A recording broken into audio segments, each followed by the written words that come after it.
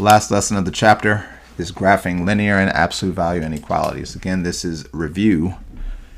And so that's why it's part of this thing where we're moving at a decent rate, because we have a shortened quarter plus some other things, but I think you can do it.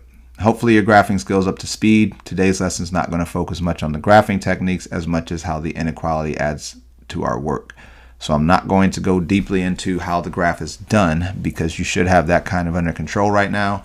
What we will do is look at how the actual inequalities make a difference. You've graphed this before. Y is greater than 6 means we put a 6 there. We put an open circle. It goes to the right.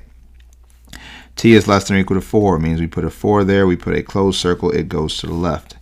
M is less than negative 11. We put a negative 11, open the circle, and we go left. These graphs have taught us to analyze whether the value is included or not included. When the value is included, we use a closed circle. When the value is not, we use an open circle. The same thing goes for graphing inequalities. Our line will be either a closed line, as I would call it, or an open line. So in other words, closed line will actually be a line. An open line will have gaps in it, saying that even though the line is there, it's not really there. So again, a closed line versus an open line, you might want to write that for yourself. This is comparable to the dot. This is comparable to the open dot. So that's what that would be. Again, notice how the open line represents a line that exists but is not included. That is the key. So when you go to shade a graph, you have to keep in mind that we shade what is true. You also need to understand how points on the coordinate plane work. Finally, you have to know how to check to see if a point is a solution. So let's just get to it and check it out. Because again, we should have the graphing down. So you're going to graph each of these like the symbol is an equal sign until you go to draw a line, and that's where you decide whether you're going to use a dashed line or a solid line. For example, I will graph this or get the start as if this is y equals 3x minus 2. I know that means go down 2. I know this means go up 3 and over 1. But before I draw my actual line, I want to say, is this open or closed? And it's open, which means when I go to draw it, I will use a dashed version of the line because it's open. It's not included because of that symbol there. Now I need to check my solution. And the way that this line works, what it does is, and listen carefully, and you might want to write this, it separates everything that is true from everything that is false. It separates everything that is possibly true from everything that is possibly false. The nice thing you want to look for is a point like 0, 0. So notice 0, 0 is not on the line. So that is the best point to test. Why is it the best point? Because it means turn y into a 0, copy the symbol, turn x into a 0, and then see what happens. Remember, that makes it go away. Is that a true or false statement? Is 0 bigger than negative 2? Yes, it is, which means that this point is true. And what that means is that everything on this side is true, so that's where we shade. If that would have been false, let's just go ahead and show you that. If this was false, that means everything on this side would be false. So guess what? We would shade away from the false because that means that everything over here is true. That's what it does, all right? On this one, we're going to use our intercepts, and I'm going to do it as if you've actually practiced. Here, I know that x equals 5 because 4x equals 20, so there's my x. Here, I know that y is equal to 4 because 5y equals 20, so y is 1, 2, 3, 4. I check to see if I include it or not, which based off of that means I do, so therefore I draw a closed line. Even though it's just a line, I have to think whether it's open or closed. And again, the nice thing is 0, 0 is available. If 0, 0 is available, it is the best point to use. Why? Because that's just going to be 4 times 0 plus 5 times 0 greater than or equal to 20, which is 0 plus 0, which means is 0 greater than or equal to 20? No, that is false, which means that everything on this side is false, which means we want to shade that side because we are shading what is true, not what is false. That is the process.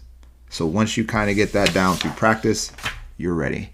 And yes, it is the last part right before we take a test, but what it means is that you should have already gotten the graphs down. The only thing you're really getting down is drawing a dashed line versus a solid line and then testing a point to make sure it works. For example, on C, there is no number here, which means that it starts at 0, and from 0 it goes up to over 3. you then will recognize that this is a dashed line. And so we're going to draw a dashed line to test this. But it leads to an issue that we haven't really seen. 0, 0 is the best number to test, but 0, 0 is on the line, which means we can't test it. Which means you need to either pick that point or that point, but for me, I just picked this one because I like it. And this, don't forget that the coordinates of that is 1, 0, because that would be 0, 1. If you get that messed up, everything will flip. Because if you put this point, if you choose this point, but you write it down as 0, 1, you're actually testing that point, although you think you're here. 1, 0 means I'm going to put 1 in for x, 0 in for y. So 0 less than 2/3 times 1. I don't need a plus 0. Is 0 less than 2/3? Yes. Which means that that's true, and everything here is true. Now, what if I would have tested, just for the sake of this problem, what if I would have tested this one? Well, that is 0, 1. And so you would have put 1 in for y. You would have put 0 in for x. Is 1 less than 0? No, that's why that's false, and that's why everything over there is false, which is why it would stay on this side. So that line, whatever graph you make, pretty much is the separator of everything that is true from everything that is false. Or, if you want to go dramatic, everything that is good from everything that is pure evil. Outside of that, going back to our graphing, this is going 1 down, this is going 2 right. Again, I'm not going to go through all that because we've done it. Actually, 2 left. I'm silly. 1 down, 2 left, because that would be a -2. I make my V because there's no stretch value, no flip, over 1, up 1, back 1, up 1. You do include it, so we are going to do that the right way. Hey, 0, 0 is available.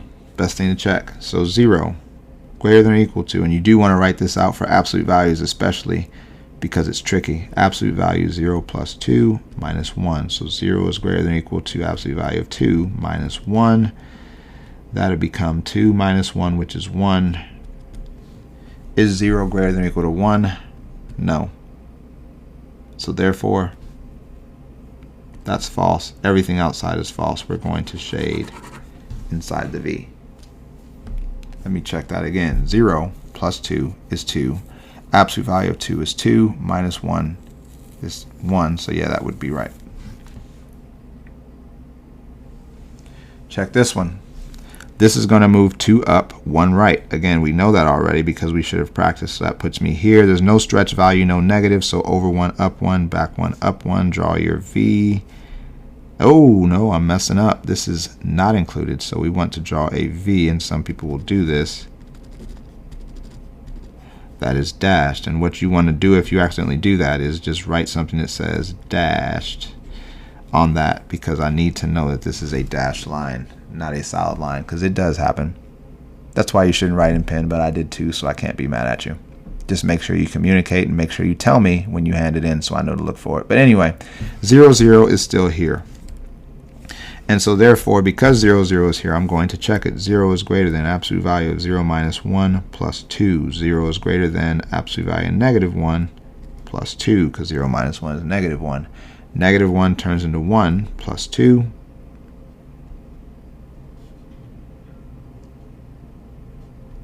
Is 0 greater than 3? No. Therefore, that's false, which means everything outside this thing is false. We jump over the line and we shade here.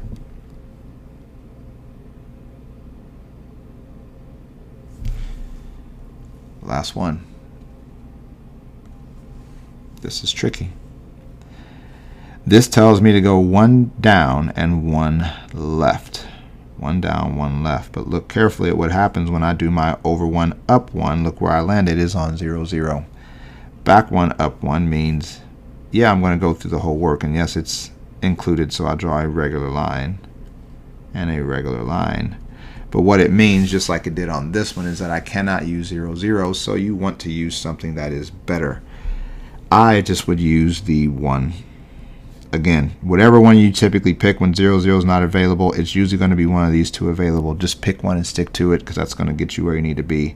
But this is 1, 0, which means y is 0, x is 1 plus 1 minus 1. 0 less than or equal to 1 plus 1, which would be 2, minus 1. 0 is less than or equal to what, 1? Which is true. Let me check that again.